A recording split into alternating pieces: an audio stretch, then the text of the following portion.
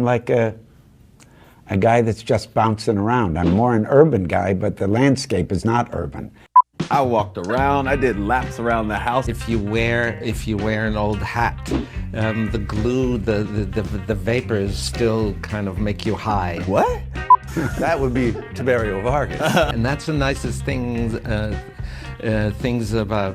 about hats. I'm going to start with Walter.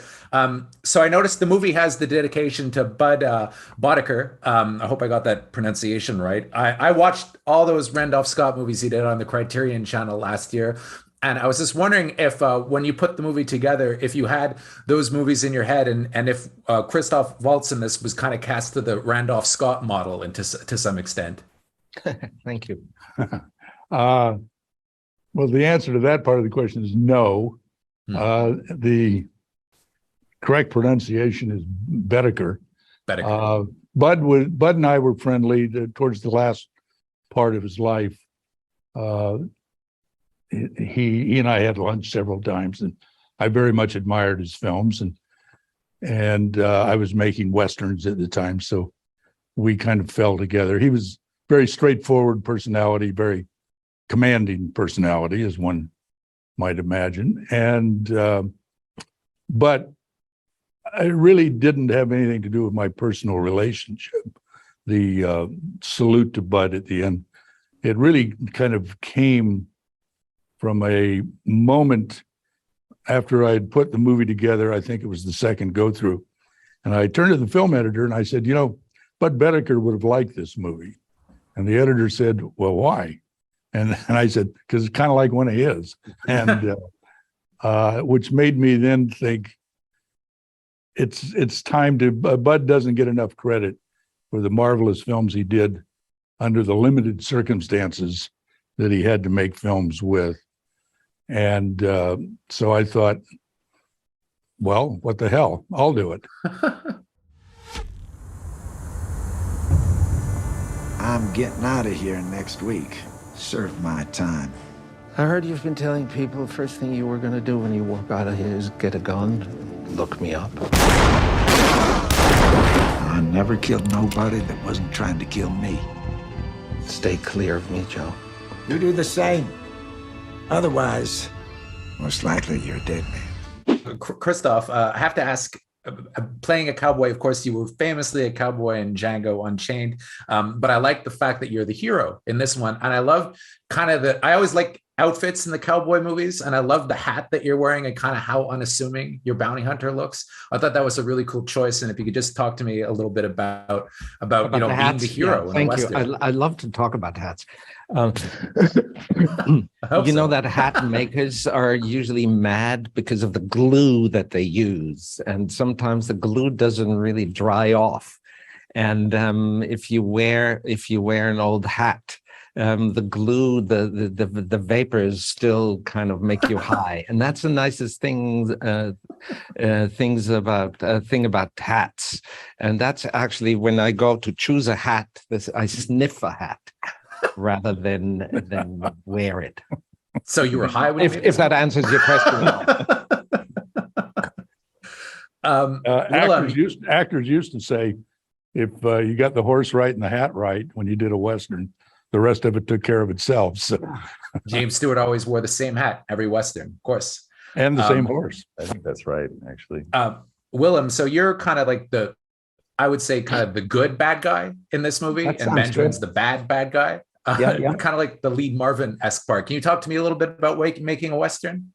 I don't know, because I've never done it before. Back to hats. The interesting thing about this is it's quite a late Western.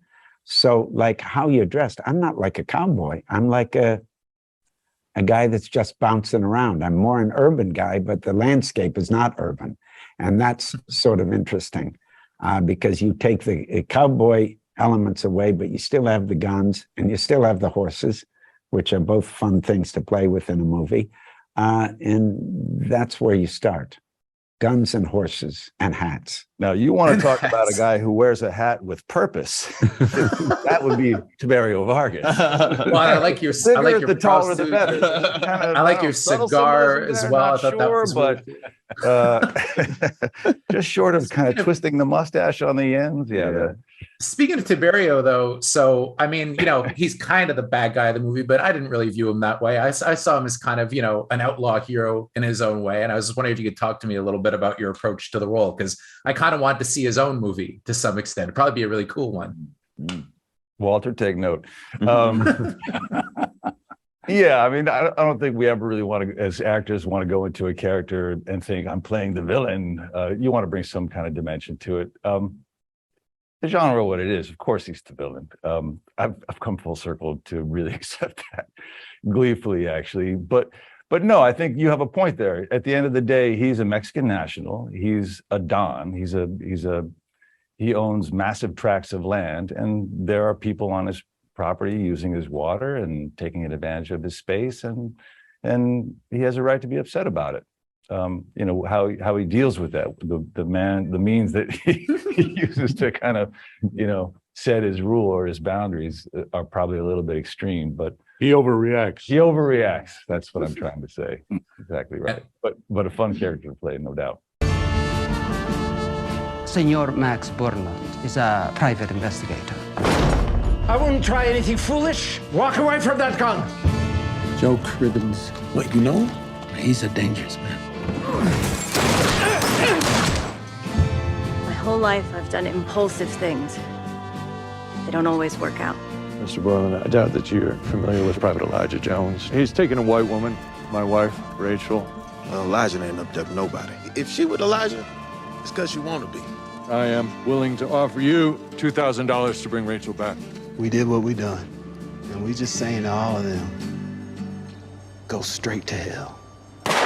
And Warren, you had my favorite scene in the movie, the whip fight. And I have to ask you, I'm sure a million people have asked you about this so far, but can you tell me a little bit about how you learned to handle the whip so well and what went into that? Well, I mean, there was a lot of training with the bullwhip trainees and the whole staff. But I have to let you know, man, when I read the script, I put the script down. I walked around. I did laps around the house. I'm like, what? Really? You want me to okay? And even meeting Walter and talking to him about the scene with the other actor Scott Pete, and how we were able to just come with this new notion that we felt was so predicated, I want to say honestly, for Black culture, to represent this Black man in 1897 holding this whip and coming out victorious. Go ahead, Walter. You better go on. You better go on, man. So it was fun. And well, I did hope the scene would have a deeper level rather than just an action sequence. I thought the idea of this racist fellow who had insulted Poe, Warren's character, earlier, and now he was going to apply a bullwhip to him, and then suddenly Warren's character has a bullwhip of his own and has been trained in it as a teamster, and suddenly they were equals at this moment, combatants, but equals. And I thought it said something about unfortunate things in American history and possibly fortunate things about the future for certain relationships. And so it was more, to me, it was always more than an action scene. All right. Well, thank you very much, guys. Appreciate it. Thank you. Okay. Thanks.